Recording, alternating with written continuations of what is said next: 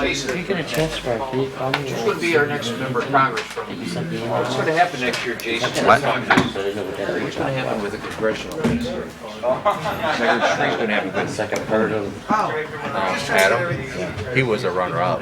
Yeah, I think Adam's If nobody else runs to clutter the deal. How are you? Adam, Good to see you. Adam has enough Let me see your little toys. overtake It's him. because One teddy bear, a little snowman, Yeah, a little bit. you. and then Sent that to mail. I'm saying, my God. Oh, they're adorable. They're twins. What? Did you collect these? I get all no, these these are calls the awards for every day. the Robocalls. Halloween house. Oh, Yeah, cool. like Asking about sinners. Lena Smith. I I mean, he is trying, but God, I had a picture of him in that thing with I had Biden. to be somewhere in a hurry. Imagine Biden. It's all right. Yeah. Been there, done that. I mean, who knows how? I know it's going to put a lot of clubs in a very awkward position, That 5 minutes is precious. but see how it plays out, right? What you got to do? That's right. But I do like that. I do like that meme.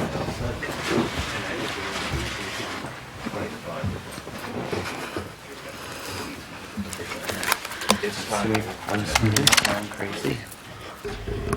Okay, we're going to call the city council meeting to order for tonight. If we could please stand for the Pledge of Allegiance. Pledge allegiance to the flag of the United States of America and to the republic for which it stands, one nation under God, Indivisible, with liberty and justice for all. We have the Reverend here to give us the invocation. Father, in the name of Jesus, we come to you tonight and we say thank you. In this month of Thanksgiving, we want to say thank you for this city council. We thank you for the city of Lincoln Park and its residents. We're praying tonight for a blessed and a peaceful meeting on tonight, a peaceful gathering, that they can bring about resolution for problems and situations in this city. God, we're remembering tonight Councilwoman Dupre, that you would touch her body, that you would heal her from the crown of her head to the soles of her feet. Bless every city council member. Bless every city worker and all of your people anywhere and any neighborhood of this great city.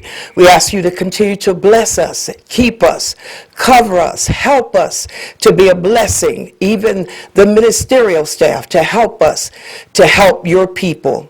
In this evil and dark world, I pray for protection over the city council members, the policemen, whoever are guarding and taking care and protecting this city.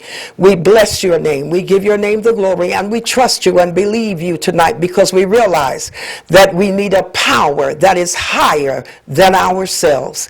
And we're trusting you, God, to cover us in this evil and dark world, and give them ideas and things to work things out and feed your people and be a blessing to your people. In Jesus' name we pray. Amen. Amen. Thank you. If we get a roll call. Councilpersons Bear, Here. Dupre is absent, Ross, here, Salcido, Here. Zor, Here. Tobin, Here. and Mayor Higgins. Here. It's the special kind of a night for mayor's remarks. I'd like to call up a member of our Community Improvement Committee, Commission. He has some awards to hand out. We had Halloween decorations and all over the city, and we had some really great decorations out this year. And I'd like to thank the group that put this together, and I'd like to make them an announcement on who were the big winners. All righty. Good evening, ladies and gentlemen, Mr. Mayor, chiefs, council ladies and gentlemen. How's everybody doing on this lovely night? My name is Jason Nichols, and I'm part of the Community Improvement Commission, and I'm here to award the top 3 for our Halloween 2023 season. The winners will be receiving a beautiful stuffed animal, one of 2 twins, or you get the cool snowman, $25 gift card to Dairy Queen, and a $10 gift card to Nina's Niche. all in our lovely city of Lincoln Park. So I'd like to thank Dairy Queen Nina Sneech and the stuffed animal bunny that brought these to everybody. It's not Easter, but we got bunnies. All right, so without further ado, in no particular order, the three winners as voted in by the citizens of Lincoln Park. We have the Boyd residents, 1524 Champaign, Kaspitchik, 935 Cleveland, and the Bird residents of 1518 Cleveland. So, if you guys are watching at home, thank you very much for participating. Hopefully next year we'll have some more participants. We had a pretty good chunk to choose from this year. Everybody just keep going. Just keep a lookout in December or in November. We're going to have these set up for the Christmas decorating contest. So follow the Community Improvement Commission website. Check us out on the Facebooks and keep an eye out. And we'll have that for you coming in December for the winners. Thank you very much. Wait, don't go nowhere. I want to let everybody know that Jason, not only is he a member of the Community Improvement Committee, he has been a volunteer in the city for many different events. He has volunteered at the library fundraisers. He has donated his time for the Downriver Comic Con. He has donated his time for the Memorial Day parade. And for that, I would like to thank him and ask him to step up so I could give him the key to the city. Aww.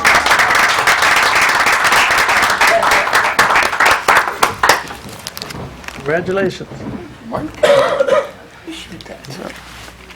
Thanks for all your work.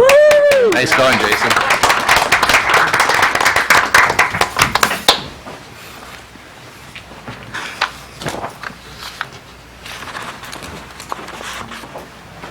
With that, a few other quick comments. The traffic problems that have been going on in Southfield, which has been caused by the county, what they're working on, we were told today that they're not done. They thought we would be done today, and it will be going on for a few more days at least. They're waiting for a part to finish off the Southfield. So I'm just letting the residents know it's continuing on. The police are well aware of what's going on over there, and we have been issuing a lot of tickets. If you see trucks in your area, let us know, and we will send cops because we are ticketing. And I want to thank our guys who are helping to take care of that. The only other thing I have tonight really is there are a lot of dates coming up in the near future that citizens might be well aware of, that city events, things this time of year get busy, so I'd like to let everybody know we are on Veterans Day. We're having a bell ringing at the museum on November 11th. The farmers market is having a special holiday farmers market, and that will be November 19th. Fantasyland will open on November 25th. The library is having a fundraiser on December 3rd. The DDA is having the official Christmas tree lighting on December 2nd. And the Guidance Center is having a free family literature event on November 28th. So there are a lot of good things coming up for families in Lincoln Park, and I just want everybody to know about it, and all will be on our webpage. And with that, we will move into the regular meeting.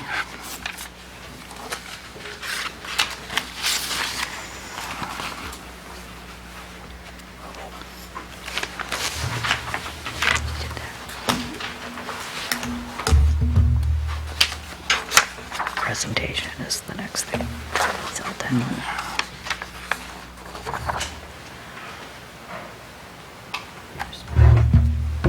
Okay, we have a special presentation from the Better Build team.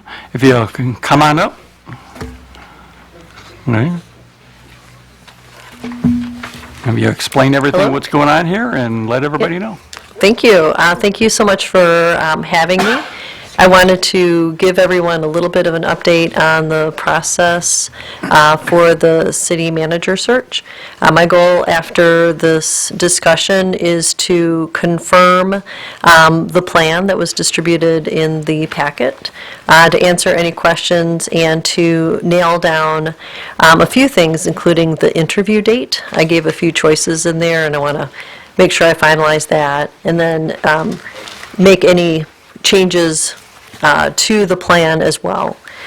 So what I provided to you based on the input that we received from council and staff was a list of criteria around municipal knowledge and experience, communication skills, community and economic development aspects, personal qualities, leadership skills and styles, financial acumen, and people management style. I provided information around a target kind of must-have list, as well as some ideal qualities and how we plan to assess candidates. Based on that feedback, we also developed survey questions and video interview questions, along with phone interview questions. Any questions or comments on those aspects of the plan? All right, hearing none, I'll continue. The next key thing is the timeline. So pending your approval of the plan and job posting, we will start the search tomorrow, close the search on the posting on Sunday, December 3rd, provide you all with candidate information on December 8th. The council will decide which candidates to move forward on Monday, December 18th. And then we are looking at first-round interviews in January, given the holidays. I suggested January 11th or 12th. So I would love feedback on if one of those dates work, or if neither of them work, we can look at another date. But that's kind of one of those key things I would like to understand from you all what would work. So with that, any preferences for either one of those dates, or if we need to look at another date? Can we do the 11th? The 11th is a Thursday and the 12th is a Friday. Do we have a commission meeting on the 11th? That's what I'm checking for right now. We do on the 11th, we have a DDA meeting, which they do meet earlier in the day, but the 12th is a Friday, but there's nothing scheduled on the 12th. Does everybody have a clear on January 12th? For me. January 12th clear for everybody? We'll make it clear. Then we will call it January 12th. Great.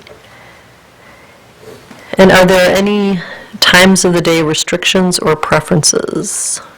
Like, should it be in the evening, or do I have the full day to work with, or? I prefer after 4 for myself, but I After can't 4, yeah. speak for other councils. Okay. I can make that work. Great. I would prefer that as well. Yeah, I think that That's a better time after 4. Great. after 4, then Will do. Thank you so much.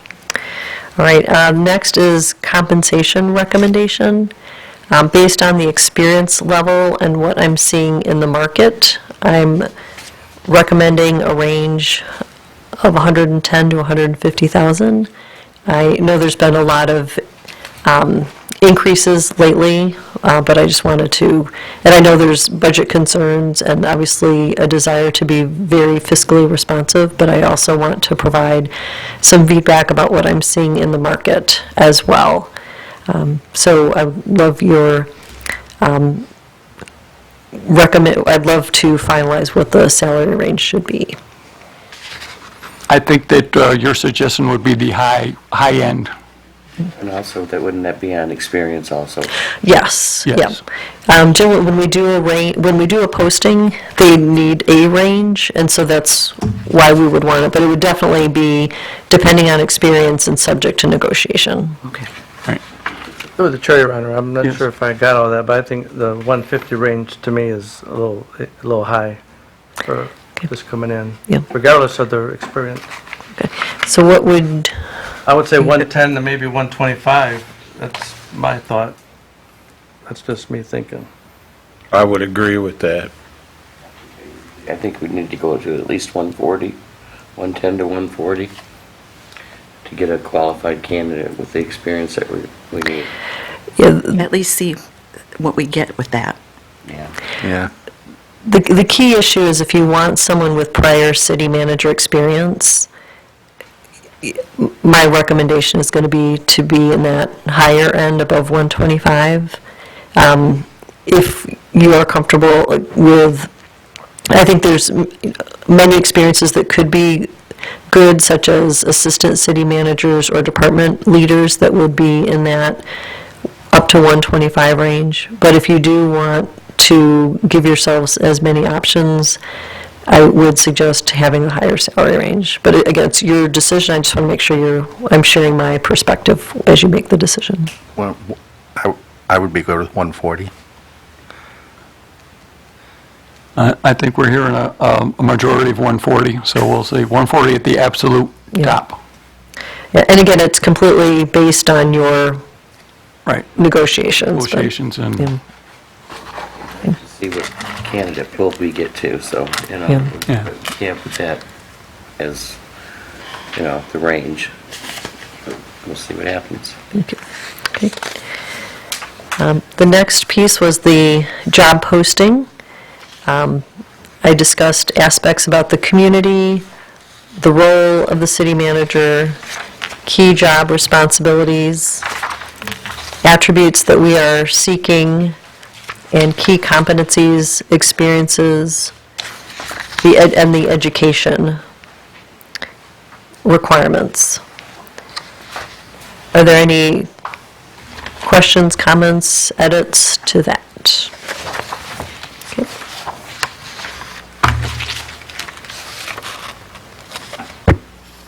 You want to repeat your question? I just wanted to know if you have any changes that you would like me to make to the job posting that I presented. No, the postings were fine. Okay, thank you. Still, the compensation is ringing to me, but obviously we'll like to see the qualifications, right? Usually I like to see, performance, and then you elevate the salary as we go forward, but as a starting point, the council made their point, so I'm good. Great, thank you. All right, are there any other questions for me? Otherwise, I will go off and get to work, and then I'll be back with you to review candidates on Monday, December 18th. Thank you. Great, thank you. Thank you. thank you. Thank you. Thank you very much.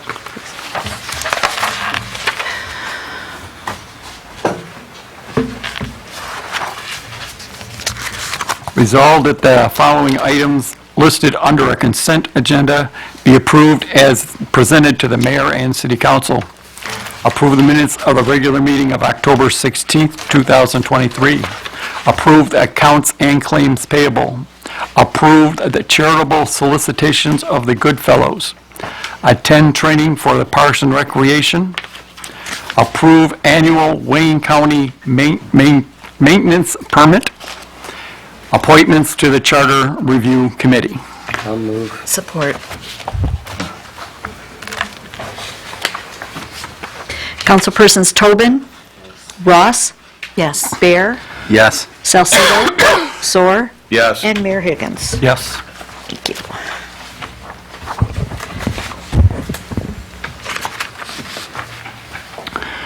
First one up is from the city manager. Yes, thank you, Mayor. So following direction from Mayor and Council, we entered into negotiations to try and initially seek a wage increase and extension with the DPS union, the TPOAM, which also covers code enforcement, parking enforcement, animal control.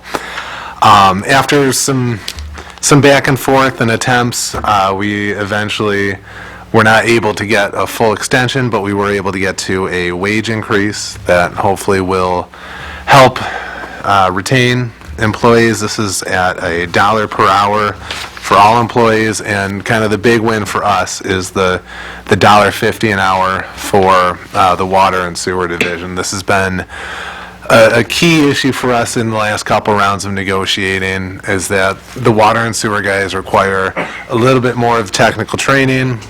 They are the ones who are consistently called out. They're the ones who are on call the most. We really want to start trying to encourage them to increase their training their formal training, their on-the-job training, so we want to keep them in water and sewer. We want the water and sewer department to be a little more attractive to our crew. So we got the $1.50 an hour for them. So eventually this will, we will have to resume negotiations for a new contract, as the contract will still expire June 30th of next year. But this is a good direction for us to be heading in. So overall, we're looking for the remainder of the contract of an increase of about $47,000. That was based on the $1 and $1.50 increase, as well as the amount of hours we can reasonably assume will be worked in the next 8 to 9 months here. So we are recommending approval of this amendment to the collective bargaining agreement with TPOAM. That being said, be it resolved that the mayor and council hereby approve the wage increase amendment to the TPOAM Field Collective Bargaining Agreement. I'll move. Support.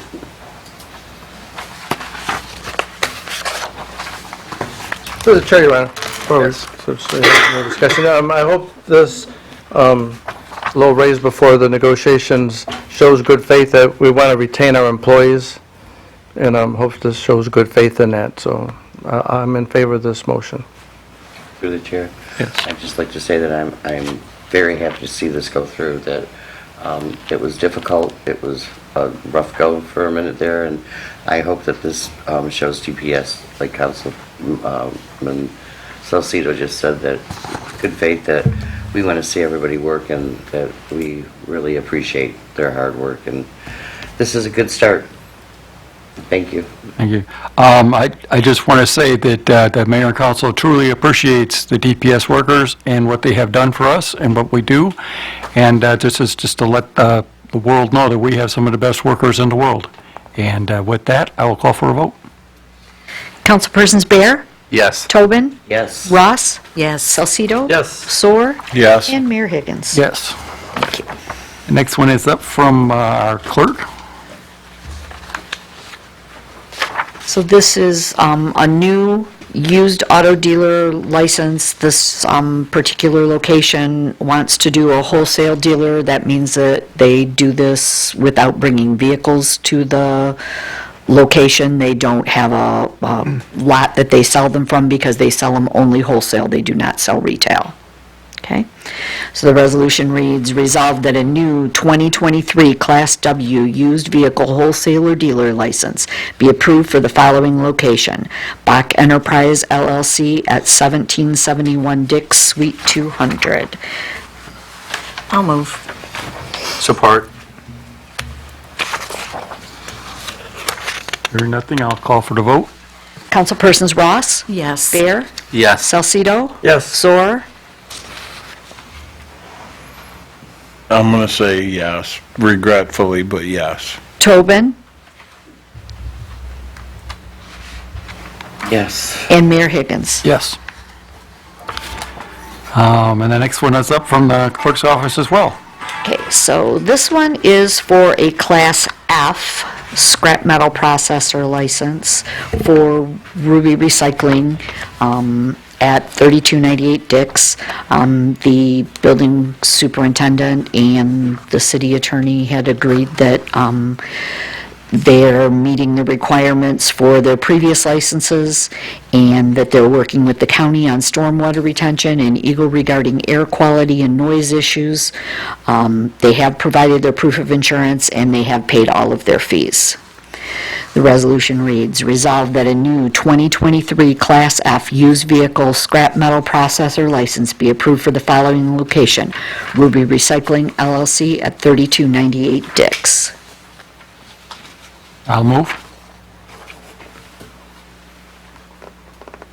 I'll support with discussion. Okay. I have a couple questions. First off, it does spell out 2023 Class F, so does that mean it expires on January 1st, 2024? No, that means that it expires, all of our business licenses expire on the first Tuesday in May each year, so this will expire on the first Tuesday in May of 2024. And I don't know if Mr. Myers is in attendance, but has complaints in regards to noise, water retention, that's all, air quality, has that all been being addressed? I know I have had no complaints recently, but if you would expand on that, Mr. Myers, I'd appreciate that. To my office and to the fire department, we have not seen any more complaints from the public directly to us. We have involved both the state regulation in air and soil quality. They have met all of our expectations up to this point. They have several to be completed that they're working on, so they have met the expectations and desires of the state in air quality and soil quality. They've met the Wayne County detention development. They've met our soil sampling, so that until they've completed the entire pavement, they have agreed and have complied and given us record of all the spraying of the soils when it does dry. So everything that we have on our hands that we have available to regulate or deny them a right to an F from my position, from the fire department, from our legal department, we have no reason not to. Thank you, Mr. Myers. Mayor, may I add something here just for the benefit of the council? Received numerous inquiries about the noise and garbage and stacking too high violations. And the simple answer to that is when there's a complaint, call it in. And Mr. Myers or Chief Lavis or the fire department or the other departments will write a ticket and take them to court. If they're crushing cars at 6:30 in the morning, it's no different than the garbage man picking up your recycling at 6:30 in the morning. File a complaint. That's what the court is there for. If there's a conviction or finding of responsibility and the business violates it, the court can then hold it in contempt of court. That's employed all the time, but you can't look on one map and see a violation and deny an entirely different license because you don't like the fact of doing something wrong elsewhere. If they otherwise lawfully qualify, I would submit you would be powerless to deny the license. On the other hand, if there are violations and I get stopped every time I'm in the supermarket by someone who's tired of the noise or the dust or the car stacked above the fence, call it in, sign a complaint. And Mr. Myers will tell you that Mrs. Higgins is a vicious prosecutor. Mr. Slamovitz joins in with her. They'll get them on this if there's a citation. The court isn't going to turn their head the other way. We've done it all these years when there's been problems. You write a ticket and you adjudicate it in court. You don't use the leverage of a criminal violation or a civil infraction violation as something to stop someone from getting a license they might be otherwise lawfully entitled to, or you risk litigation. So bear that in mind, that if there's a complaint, send them to make a complaint, and we'll follow it through. Thank you. Through the chair. Mr. Myers, it is my understanding, and you could clear this up, is this, the previous owners had this same license and operated this type of, in the past? No and yes. How's that work out? Thank you for clearing that up. In the long history of 45 to 50 some years, there have been three main owners. One for about 40 some years, and they had an F all the way till their ownership. When they sold it to the owners who moved from 1027 Southfield and purchased it, that organization, in the short time that they owned the business, which was less than a little over a year, they did not activate an F license. So the rule of grandfather clausing, because it was expanded past 6 months, it doesn't count for here. But for only a short window of about a year in between, the immediate previous owner did not have an F license, but prior to the previous owner, the long-term existing owner did have one for most of its entire existence. Thank you. Through the And I chair. believe Lillian has a question. Thank you. This still leaves me with questions, because you would assume that if you're going to request an F license and you're crushing cars already, creating a nuisance, a noise nuisance for the neighborhood, that an F license would allow you now to shred the scrap metal, fragment it, baling, and all other things that an F license allows them to do. It's going to create even more noise. So I go back to, I would assume that they would do things preemptively to prevent that noise. And I'd like to know what they've done. They follow all the legal guidelines at this point that we have for them to do. So until they're allowed to have an F, we wouldn't have any jurisdiction to mandate them a different level of sound barriers to any certain section of the building. So in that point, we can't. So I would again lean to the attorney's recommendation. If the neighborhood has a complaint, they shouldn't necessarily go through you folks. You should encourage them to come through me with a written, signed complaint, and our department, as we have done for many, many years, put hundreds and hundreds of tickets in front of the judge for whatever issues are brought to us or we believe are necessary. So we would be glad to pursue that as well. But Mr. Myers, we have ordinance for junkyards, and I understand that they've met their state and county or Eagle, but we have ordinances as well. That's correct. And according to our ordinance, scrapyards should have a solid ornamental masonry wall meeting all requirements of section 1294. Screening shall be required at interior boundaries of buffer strip. In this regard, though, please understand that for all the years that this existed as a scrapyard, it hadn't been permitted. It hadn't been required. And so at this point, we would have to make a new mandate for something that has existed for many years and has had a license to do so without it. And so therefore, to transfer that at this point may not or may have required litigation on their part to the city.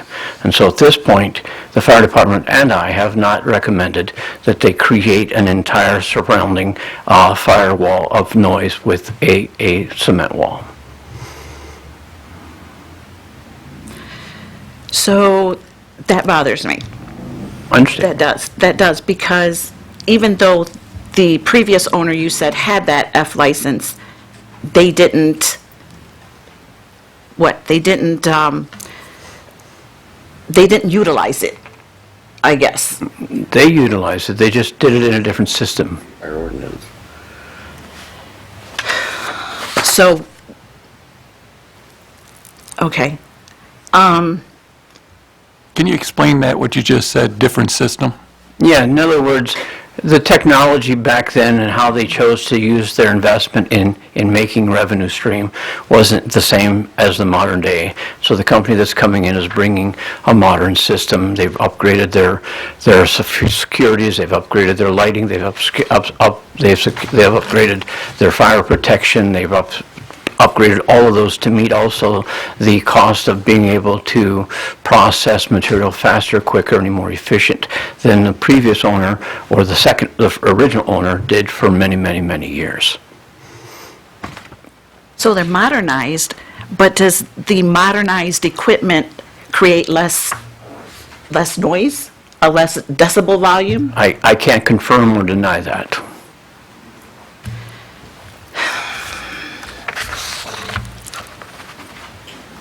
I don't know. We've got homeowners, we've got a preschool, we've got a church right there. Yeah. And now we're allowing them to create even more noise. And our attorney is telling us to ticket them.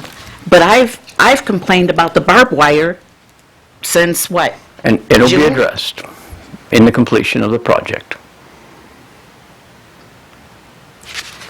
Have they put in plans to take care of that? Yes. And they also put in plans to bring in more cement to take care of the dust situation?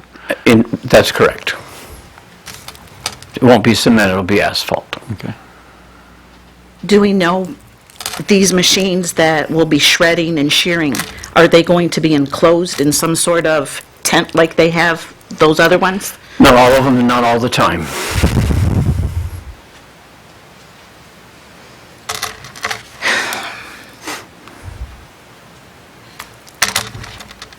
I'm done.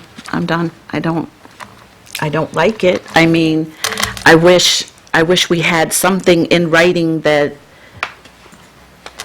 gave us some sort of commitment to noise reduction. I understand. Through the chair. Yes.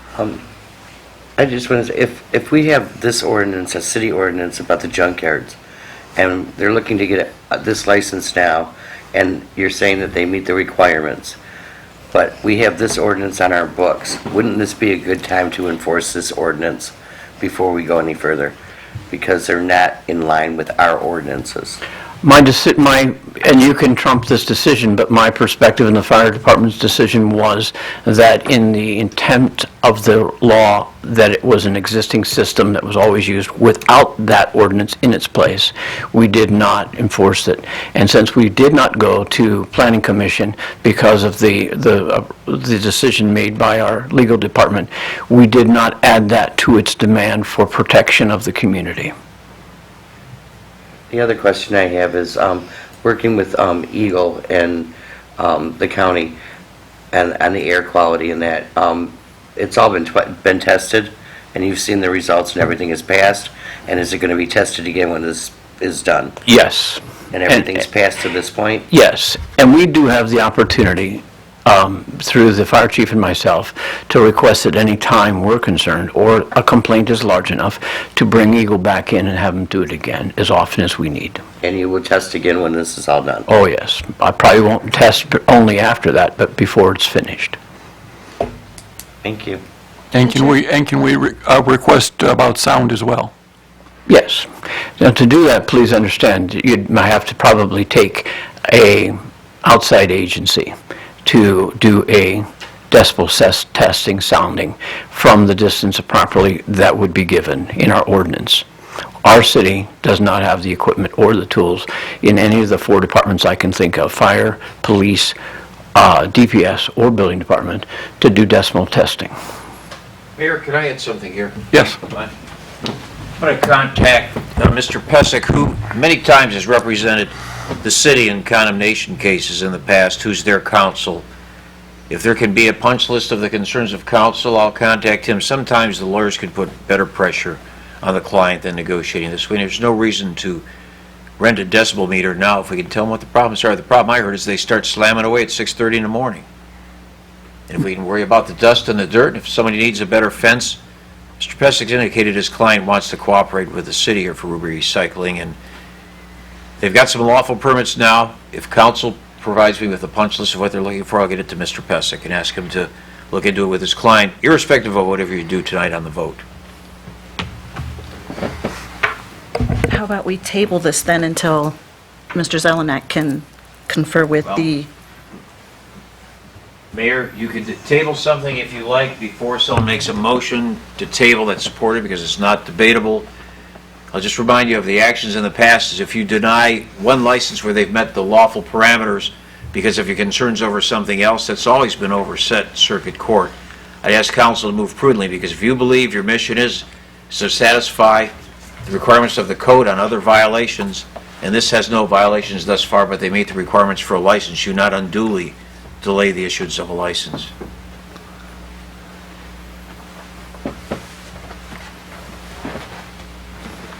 So can we postpone this, Ed, until you speak to their counsel? That's why I kind of said no.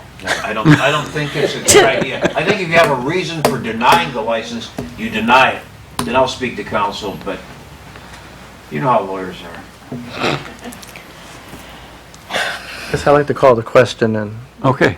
And with that, we will call for the question. Okay, Mayor Higgins? Yes. Councilman Salcido? Yes. Bear? Yes. Ross? No. Zor? Yes. Tobin? Okay. That passed. If the building department will come back up, you're up next. Sorry, John. No problem.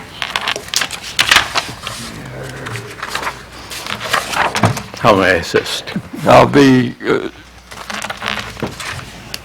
It's community planning, but I was going to ask you to, Demo contractor. yeah, it's about that demolition contract? Yes. Okay. Well, if you don't have it in your hand, I'll ask the city manager to take care of it. Yeah, sure, no problem. So back in September, we received authorization to go out to bid for demolition contractors. Historically, what we've done is we've gone out to bid on each individual. each individual property. This time we've gone to a sole source to give us a bid for kind of spec demo. The bids were opened November 1st. You guys received the results in your packet. We are recommending that we award the demolition bid to the Pizzo Development Group. Their estimated cost for each structure is $21,950, and that will vary based on the size of the structure, but these funds come from CDBG. This takes care of a lot of our dangerous building issues. Okay, with that, whereas the mayor and council passed the resolution on September 5th, 2023, to authorize the bidding process, therefore be it resolved that the Pizzo Development Group be awarded the contract for demolition of dangerous residential structures located within the city of Lincoln Park for the fiscal year 2023-2024, as they are the lowest bidder that meets the specifications. Funds to come from the CDBG account for 9046962D, Building Department demolition. Be it further resolved that the mayor and council, mayor and clerk are authorized to execute all necessary documents. I'll move.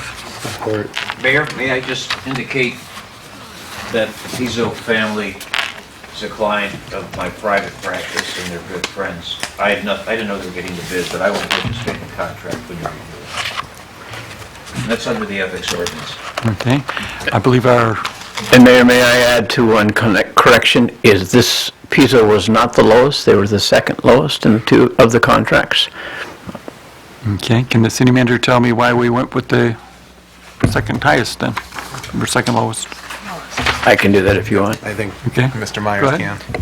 We had 7. 2 of them we have already dismissed from jobs that we've required from them, so we weren't going to hire them again. The third one was the highest by far, and it was almost double the cost.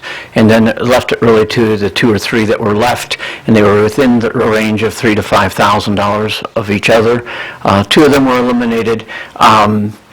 Due to the fact that one category was excessive in billing, and we have sidewalks on every one of our housing projects, and so when we realized that we could be putting a much higher price on all of our renovations or our demolitions just due to the fact that it's a sidewalk, we decided to eliminate those two contractors from the completion. And then the last 2 that were remaining, we got 2 negatives from outside communities, and we got 5 positives from 5 different sources for Pizzo. So on the basis of the last 2, we recommended Pizzo. Hearing that, does there anybody have any questions? And then we will call for the vote. Councilpersons Ross? Yes. Tobin? Yes. Bear? Yes. Salcido? Yes. Zor? Yes. And Mayor Higgins? Yes. Resolved that the mayor and council authorizing Hennessy Engineers to prepare a survey of the property at 1187 Empire and Papolis Park. So moved. Support. Not hear anything, I will call for the vote. Councilperson Salcido? Yes. Ross? Yes. Bear? Yes. Zor? Yes. Tobin? And Mayor Higgins? Yes. Next one up will be from our DPS director.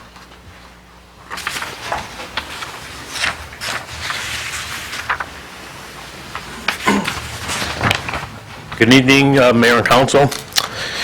This goes back to bids for the front doors and rear doors of the court building. Background, the City of Lincoln Park received an open bids, one bid on Wednesday, September 20th of '23, and remove or replacement of the district court doors. CNS Construction Management, their price was $55,300. Since the bid received was significantly over budget, for the projects. My recommendation that we reject that singular bid and put it back out on the streets for a rebid. I'll support that. Move on. Well, we have to have the resolution first. The resolution contained in your package be resolved that the mayor and city clerk approve the rejection of the bid received and district courthouse front doors removal and replacement project be placed back out for bid as soon as possible. Mr. Zoer wanted to... I'll move on that. I'll support.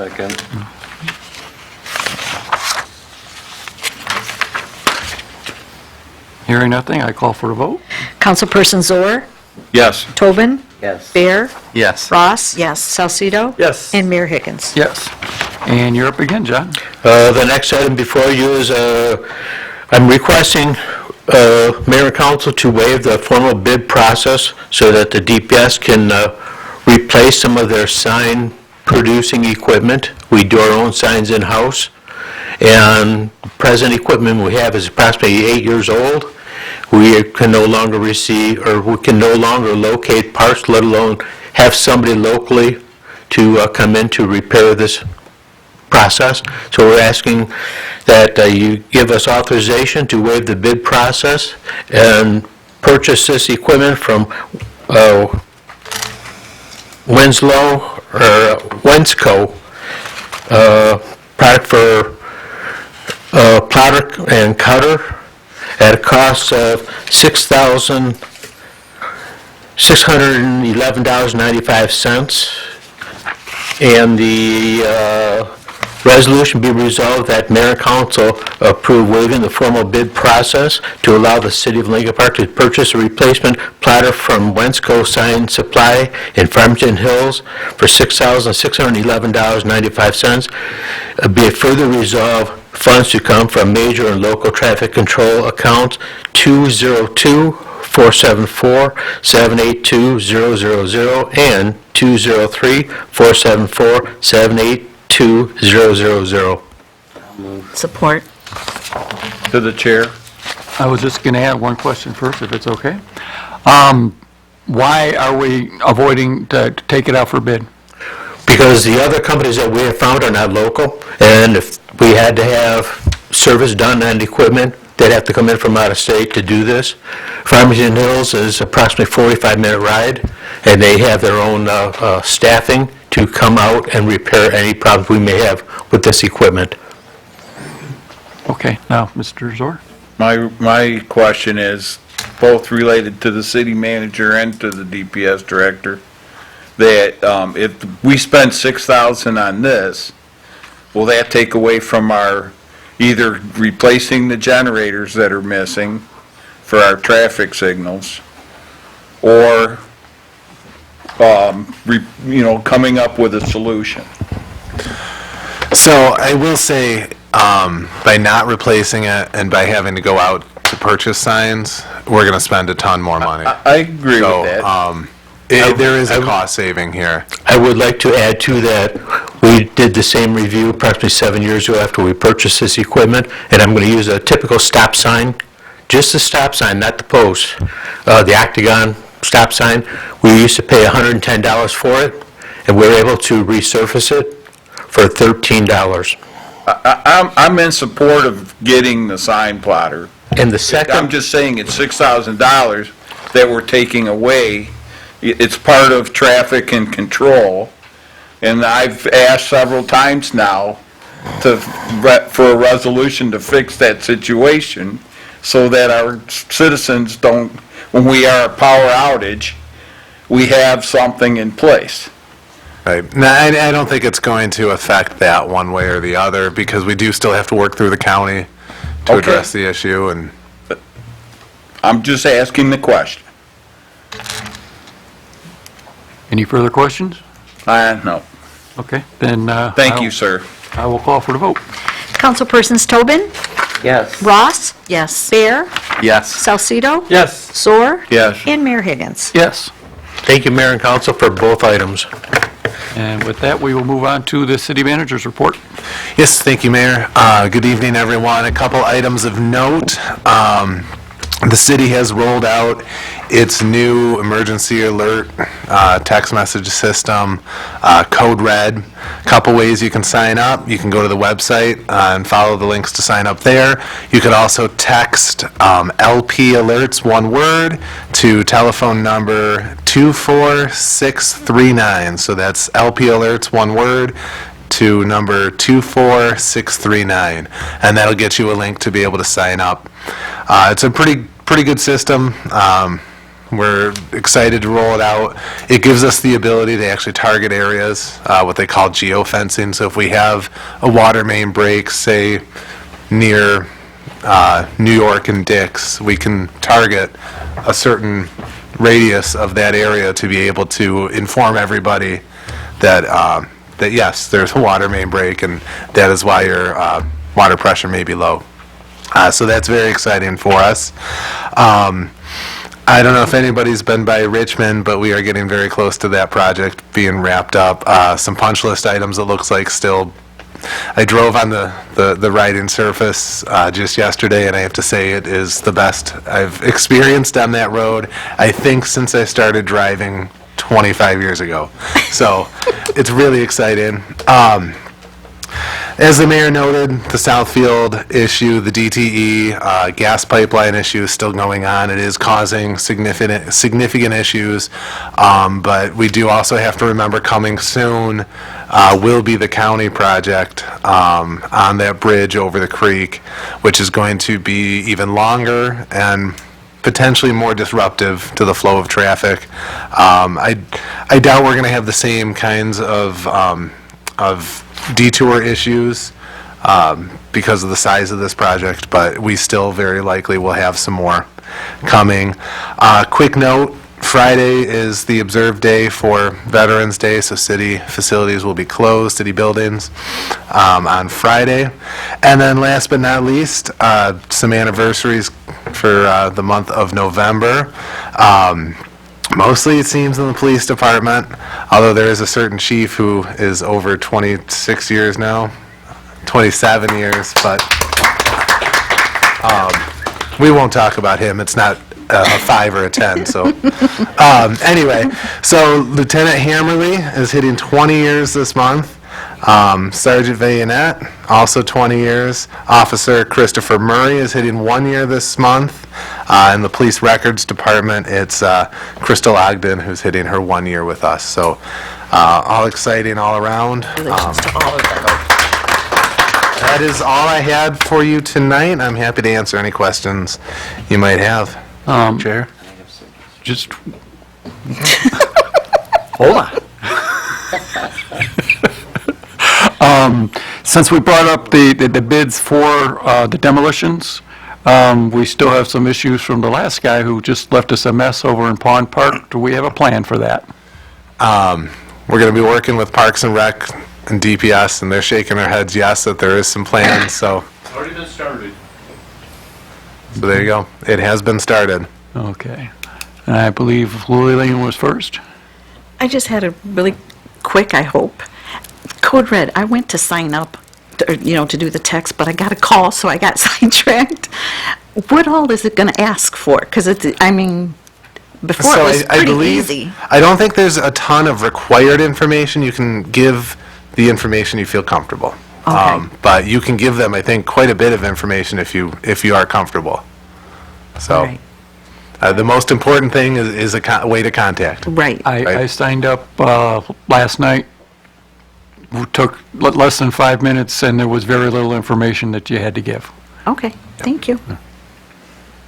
Okay, so I have been contacted by many residents over the last few weeks about the water lines. I've spoken with Mr. Hollingsworth about this, and I told him I was going to ask some questions tonight during your comments, and hopefully you can answer some of them.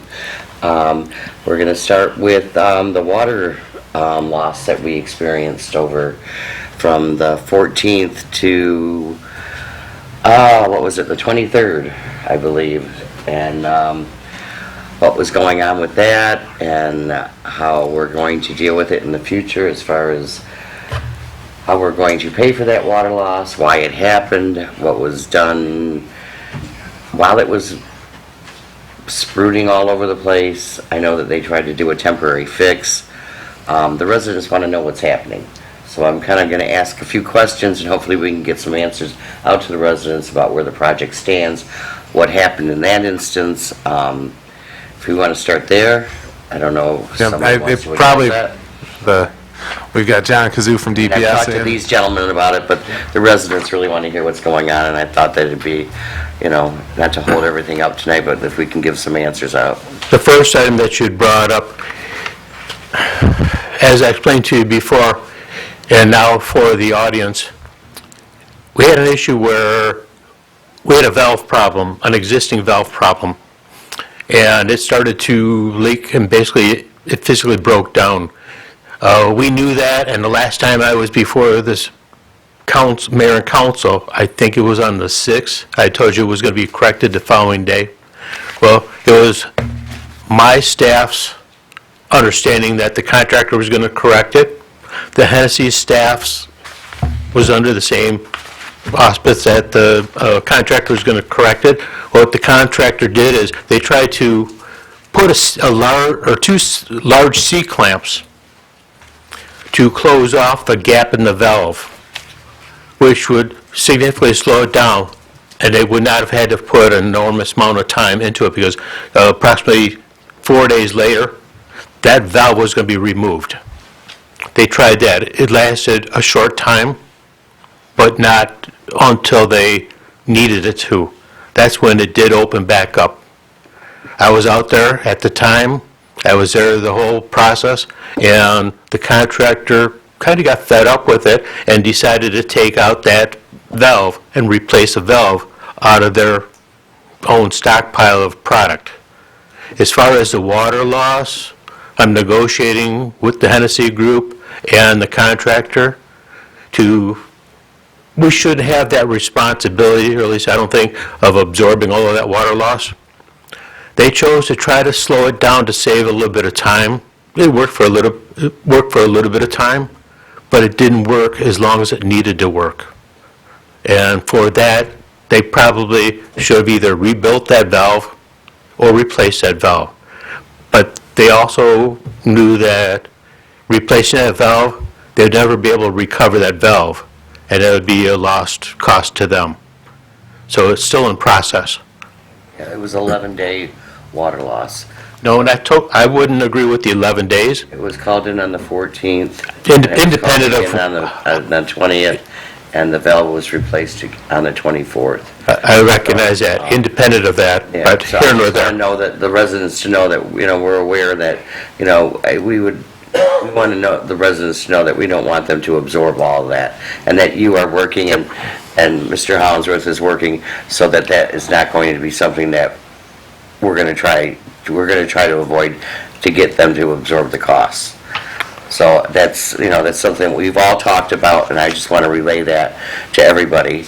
The other thing that we've talked about is the water lines, how when they're digging the water lines, and they explained to me how they weren't being covered right, and you gentlemen have explained to me that they were being covered right. And in the future, in the winter, how if there's issues and they break down and we have water main breaks and everything, how we have a 2-year warranty on this, so that they will be addressed. And then we come to the issue of D&D, who got the project going, who got our bid, who sold the company to Murphy Builders. And Murphy Builders is out of state, and you guys have explained to me that D&D will be here in case we have any issues in the next 2 years, to make sure that somebody is going to be on site to come out and correct any issues we might have.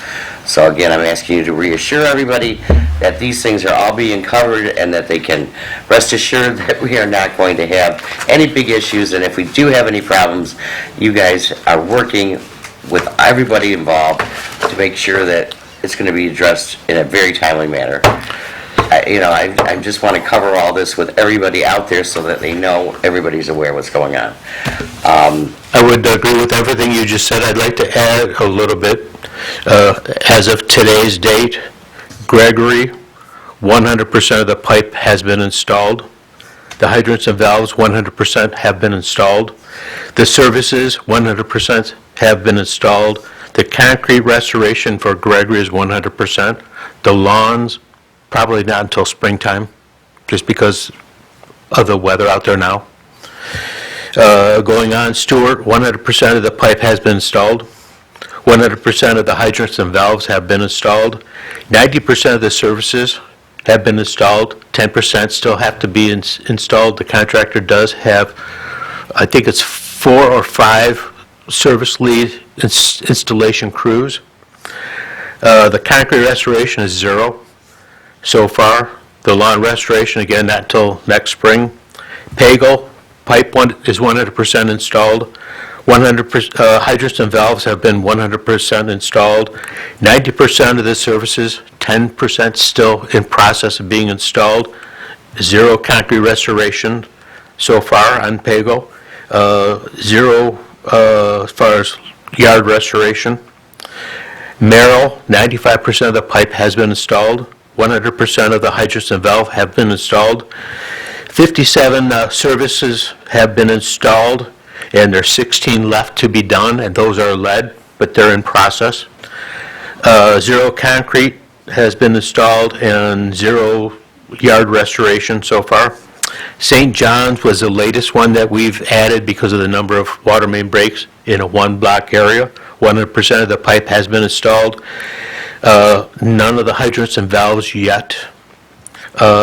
We still have to do 32 services, and that portion of the water main is under a pressure test and also a bacteriological test, and they have to do that before they can physically start to hook any of the services up, services to the homes. 0% of the concrete has been corrected, and the yards have not yet been restored yet. Thank you so much. I really appreciate that. Everybody knows where we stand and how much we've accomplished, and that you guys are right on top of everything. And I'm just very appreciative of you sharing everything with me and coming up here and letting everybody know what's happening. And if anybody has any questions, please contact John, contact James. These guys will answer anything. They are very straightforward with you. If there's an issue, if you have anything, just, ask instead of just not. And if you don't have water, if you're not getting water, because I know there's been a couple of issues where people haven't gotten water and they thought it's because they're working on it, and there's been an issue. You should have had water and you didn't have it. So if you don't have it, please contact somebody, because it could be an issue. You should have the water. Exactly. So reach out, everybody, and find out what's going on. And thank you again, gentlemen, for speaking tonight. I appreciate it. And you can also contact Jim Hollinsworth. We don't want to leave you out, Jim. Yes, please, yes. Thank you. That's all I have. Thank you. Anybody else have anything for the city manager? To the chair. Yes. James, I had a question about the other bridge project going on in Lincoln Park, the one at Fort and Outer Drive. Anything on that one? That one's underway, isn't it? That one's progressing, Yeah. fairly well. It'll still be some time, but Are they eventually going to have to close all of the lanes on? No. 4th Street there? Fourth Street will always maintain one lane in each direction, north and south. Okay, thank you. Anything else for the city manager? And that going on, we will move on to Parks and Rec Department.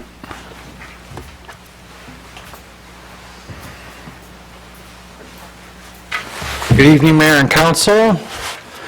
I just got a couple of items since the last time we spoke back in June.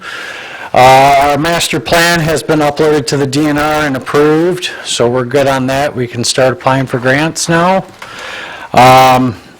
The summer concert series, Art in the Park, and the Cruising Down River events were all very well attended this year, and we are already booking for next season, and we've only got a couple of spots left open as far as I know as of earlier today.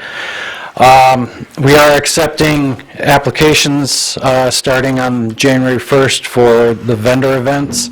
If anybody's interested in that, they can contact the Parks and Rec office at 386-1817, or they can email events@citylp.com. And we will also be uploading the applications to the city website under the Parks and Rec Department tab. And they can download it there and fill it out and shoot it right to us. A couple of the other events that we added or brought back this year. We did a movie in the park in September, which was very well attended, and we're going to look to do it again next year, maybe add 2 next year. We'll see how it goes. Our Nightmare on Fort Street was very well attended. I had to call in extra hands for this event. I'd like to thank anybody who volunteered and helped out with that event.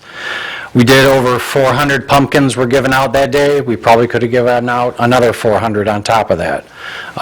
We're estimating somewhere in the realm of about 1,000 people showed up that day. The line was wrapped around the building and almost back down to Fort Street. So we will be doing that again next year. We just had our first Pumpkin Smash event, which was Saturday. We brought in approximately 1.5 tons of pumpkins were smashed that day. Around about 200, 250 people showed up for the event between 10 and 3 that day. Upcoming events, we have a Breakfast with Santa, which is going to be on December 9th. We are already sold out. Record time, we sold out in 3 days. So that's a plus. Daddy-Daughter Dance will be coming up in February, on February 10th. The tickets are going to go on sale in January on the 10th.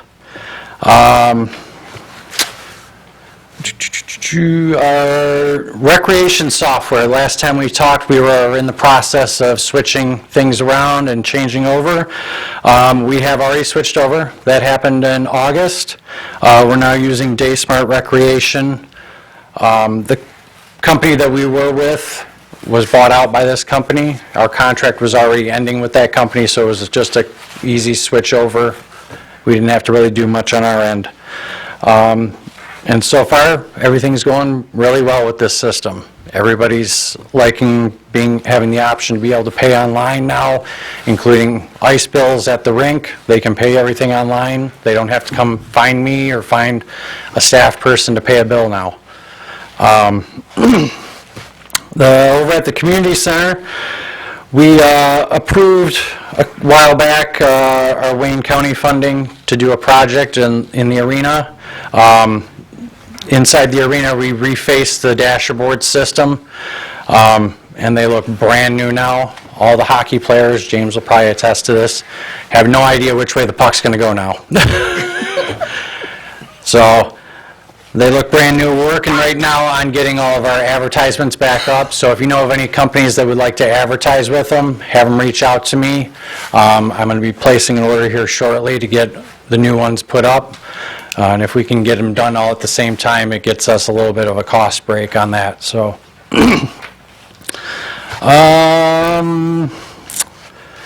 we just approved some training for myself. That's for the Certified Parks and Recreation Professional certification. And I will be getting that going tomorrow. Also, our Winter Happenings is going to be coming out very shortly. If you have anything that needs to get into the happenings, the due date is November 30th. If you have any questions on that, reach out to myself, or you can reach out to Stephanie or Pam at the Parks and Rec office. We're all working on it together. And lastly, I still have 2 openings on the Parks and Rec Commission. If anybody knows anybody that would like to be on the commission, have them reach out to me, or they can reach out to the city management office, or you can just go to the website and fill out the application. I got a good group of people working now on the commission, and we'd like to add a couple more people to that and fill out the table. So that is about all I got. I've had a lot of people ask, Council Point Park, the skate park, can you explain, we've talked a couple of times about trying to do something with the situation over there. Can you give me any information on that? We're looking at a couple of options. I've been talking with the commission on a couple of options, either doing a skate park there or something. And we're looking at a couple of grant options now to do something with that park. Originally, it was set up with the fire department. Their union helped pay for some of that, and they'd like to see it remain in some way, shape, or form a skate park type thing. So that's where we're at with that. Okay, I've had a lot of people ask, so that's why I'm asking. Anybody else have something for the Parks and Rec? Through the chair? Yes. Dennis, I'm not sure if this is you or if it's James, but I'd like to know what we're doing with the electronic board there on 4th Street in Merrill at Memorial Park. So much to announce. So we did have a company come out and take a look at it and give us an estimate on it. I don't remember the price off the top of my head because it was a while back. It's basically the power module inside of it has gone on it.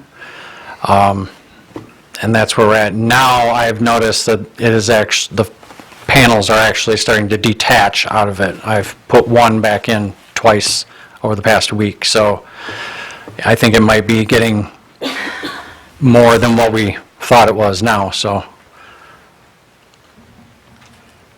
I'd like to see that back up or do something because Yep. it's just sitting there doing nothing.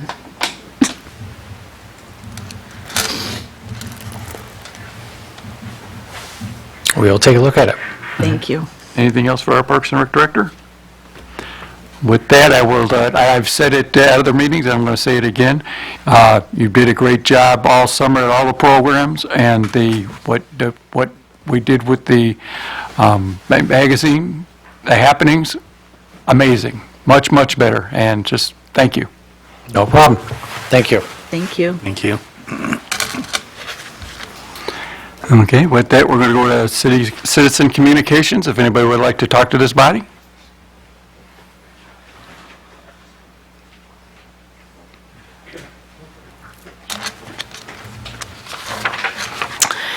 Hello, Leslie Lynch Wilson. Just a reminder that the seasonal farmers market is now over for the season until next June. We do have the holiday market coming up on Sunday, November 19th. It's going to be 11 to 5. We're going to have a big heated lit tent there.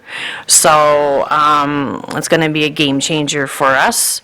And I want to remind everybody, please bring a canned good for Blessed Hope for their food pantry. Our farmers will be there. We'll have specialty foods and arts and crafts, and we're still looking for more vendors and sponsors. So if anybody's interested, they can either email us at lpfm@inbox.com or call. It's actually a voicemail. Leave us a message, 313-427-0443, and we'll call you right back. Thank you. Thank you. Is there anybody else who would like to approach the council? Come on up.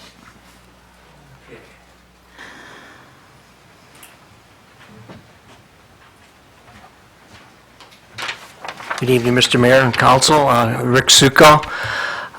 2 issues. One, I am, again, addressing the council about allowing dogs at Council Point Park on leashes. I am strongly urging that you guys can consider that, discuss it, and approve it. Detroit just got the People Park 25 miles, the city of Detroit, that just expanded. That's dog-friendly. And so I think it's very safe. I think it's very appropriate. I walk my dog around the block, local area, and I am so petrified by cars not coming to a stop at the stop sign, turning illegally, and I'm afraid I'm going to get hit or she's going to get hit. So I'm really paranoid about that. I want a safe place where I can walk her. And I think Council Point is it, and it's a safe place. Children, when they see dogs, they get excited, emotional, they bring a lot of enjoyment to it. So I honestly think, you've shown me the plan that's coming down the road, but this is outdoors, and I think this should happen much sooner. But that's my thing. And then secondly, last week, or the last time the council met, I think it was Councilman, I can't pronounce his name correctly, talked about some of the new businesses in Lincoln Park and trying to get mom and pop and participate more in them. And I'm a strong believer in that. I like the small shop local, but if you can encourage them to kind of maybe give discounts to seniors, give discounts to the military, or our service people on that basis, that would be greatly appreciated. Some businesses will give you a punch card and so many punches, you get a free meal or something like that. So when these new businesses are coming in there, if you can encourage them or, present that to them, I think that might encourage some businesses to stay in Lincoln Park. Because, shop locally, I really think it's a great place to do, and that's great. You can get a lot of good small businesses in here. So go on it. And that's it. Thank you. Is there anybody else who would like to talk to the body? Okay, with that, we will move on to the oral reports of the council, and we'll start with our council president. Thank you, Mr. Mayor. I will pass that on next time I do my rounds in city businesses. I will have them maybe do something special for our residents and our police officers and for all Lincoln Park residents, right? So anyway, Your Honor, I don't have much to say except for Saturday is Veterans Day. I would just like to thank all the current and past veterans that served our country. Thank you very much, especially for those who live in Lincoln Park. So that's all I have. Thank you. Thank you. And we'll move on to Maureen. Saturday, Veterans Day, the historical museums will do their Veterans Day service, 11 a.m. Come out and ring the bell for your veterans. They definitely deserve it. We all owe them a great thanks. If everybody could keep the friends and family of Johnny Nicholson's, Lincoln Parker, who has passed away. Many, many friends in Lincoln Park, 50 years old, and had a fall and has passed away. So keep him and his family, friends in your thoughts and prayers. And everybody stay safe, enjoy the crisp fall weather, beautiful leaves all over the place, and just stay safe. Thank you. That's it. Lillian? Thank you, Your Honor. I noticed the Goodfellow box is still downstairs. Do we know how long we'll still have it? Yeah, I have an email. Go Judith? ahead, I'll tell you. Well, so the Goodfellow box is still downstairs. That is the Goodfellows No Kid Without a Christmas box, toy donation box. So if you're coming to City Hall and you happen to have a toy to donate, that would be much appreciated. As it's been mentioned, the annual Lincoln Park Veterans Day ceremony at the museum on Saturday, the 11th at 11. All are welcome, and a special invitation is extended to local armed service veterans and their family. This is in honor and in memory of those who have served. And if you've never been to one before, it's very heartwarming. So I would encourage you to join us. And if I may, Lillian? I got news today that our congressman is going to be at the bell ringing this year. So Nice. come on out and see him. Yeah. The Lincoln Park newsletter is out as well. That just came out today, so watch for that. But I do want to mention a couple things that I found in here. We know that the holiday tree lighting is December 2nd, and the museum is going to host an open house. And I'm just going to read this right from the newsletter. We are pleased to announce the Mixter Institute of Transition students are providing items for the museum's special holiday exhibit this year. A selection of arts and crafts items specially created by the students will go on display. The museum open house and reception with some of the students is scheduled for the evening of Saturday, December 2nd, along with this City of Lincoln Park's holiday tree lighting. And the tree lighting, of course, is at 6. So hope to see you there. I just thought that was pretty neat and exciting. Saturday, the 18th, at the museum is the final day of the ROP School's 100-year anniversary exhibit. And a special thanks, we had rescheduled the grounds cleanup, so a very special thank you to Larry Jesu, Annette DiMaggio, Kathy Carter, Jack Ledent, Sandy Horst, Karen Ledent, and Robert French, who came out to do the grounds cleanup. And now that we've been doing them regularly, we're not spending that much time there. I think we were there this time like an hour and a half. So it's actually quite fun. Fantasyland is opening November the 25th at 5 p.m. And then I already mentioned the tree lighting. So that is it, Your Honor. Thank you. Okay. Oh, I'm sorry. The Goodfellow box will be here at City Hall until December 18th. Thank you. Councilman Jason? Hi. I would just like to start off my comments by recognizing November as Native American Indian Heritage Month. Lincoln Park does have a long history and tradition when it comes to that.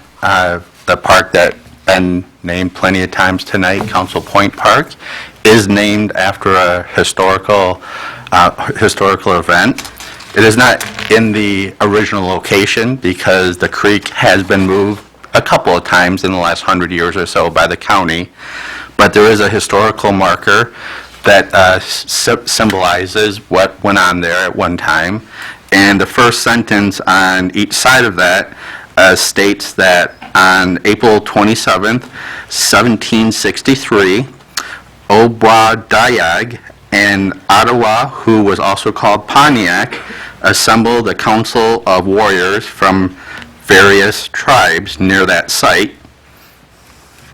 On that day, members of the Ottawa, Potawatomi, Wyandot, Huron, and Ojibwa tribes all came together in that historical meeting that is symbolized with that monument. So I just wanted to acknowledge that.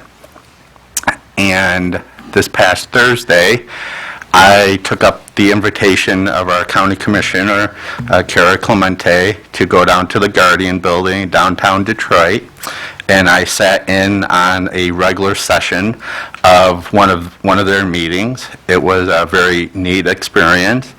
She took me on a tour of the Guardian Building afterwards, introduced me to some of the people that work behind the scenes and some of the other commissioners, and she certainly would extend that invitation to the rest of the council and mayor if anyone is ever interested in seeing how the county commission works, because obviously we've had several projects from the county either completed or currently going on. So I thought that was a very cool experience. And I also want to talk about Fantasyland. We had the huge kickoff, the unloading day, on Sunday, October 29th. I was fortunate enough to have last week off on vacation, so I dove headfirst into Fantasyland volunteer preparation. After the unloading, seeing just the massive amounts that 3 semi-truck trailers leaves inside the band shell, a whole new perspective and how it gets turned into magic in a very few short weeks. And I just wanted to commend 3 women that really spearhead the entire Fantasyland setup. The first one is Deb Van Cleve, who is the president of the Lincoln Park Chamber, and she belongs to many other organizations within Lincoln Park, and she does a lot of good work for Lincoln Park. And then Sharon King is also a Lincoln Park Chamber member. Her husband is in charge of computer, internet, and most importantly, photos with Santa during Fantasyland. And then a woman named Kathy from the Lincoln Park Athletic Booster Club. They put in an incredible amount of time and dedication to make Fantasyland come to life. This past, like I said, two Sundays ago, we must have had at least 40 or so people come out to help unload just an incredible amount of items. I thought it was a really great display of the Lincoln Park community coming together. We had former Mayor Tom Carnes, who's the executive director of the Lincoln Park Chamber. His son and son-in-law was there. Some of the people along the back row there, I saw there the police chief, deputy chief, community police officer. Big shout out to the community policeman, because he had contact with the Gabriel Richard hockey team. So we had around probably 15 to 18 young, able-bodied, lots of strength, lots of energy teenagers that were very, very helpful that Sunday. And then, it was my aforementioned County Commissioner, Cara Clemente, was also there. We had a couple of workers from Lincoln Park Courthouse, supervised by fellow Councilman Eric Zor, who also donates his own time as well. And I just like to, recognize and appreciate everyone that did so much work on that Sunday. We had NHS students. We had a couple of teachers from the school system, the president of the junior rails and his wife, and I recognize other police officers. I recognize their faces, not necessarily their names, and if I forgot anyone, I am sorry. And they can certainly still use volunteer help. They still have a couple more weeks to go. They work every day, some evenings. Check out their Facebook page. They would love to see you down at the band shell. So that's all I have. Thank you. Councilman Zor. I'm going to make it real short tonight. The school has been moving forward with all of their events. They've been doing very, very, very well. Our Lincoln Park school system's great. I want to commend our Lincoln Park Police Department, Officer Sean Nicholas, or Sergeant Nicholas, I should say, the community policing officer. The whole week of Halloween, making sure that the schools were represented, trunk or treats, going to the band shell, helping with Fantasyland. Our police department, fire department, everybody's been here helping try to make this city shine. And I just want to commend them for that and say good evening and happy Veterans Day to our veterans. And have a nice evening. And with that, I'll resolve that the meeting be adjourned. So moved. Support. Councilperson Salcido? Yes. Tobin? Yes. Bear? Yes. Ross? Yes. Sore? Yes. And Mayor Higgins? Yes.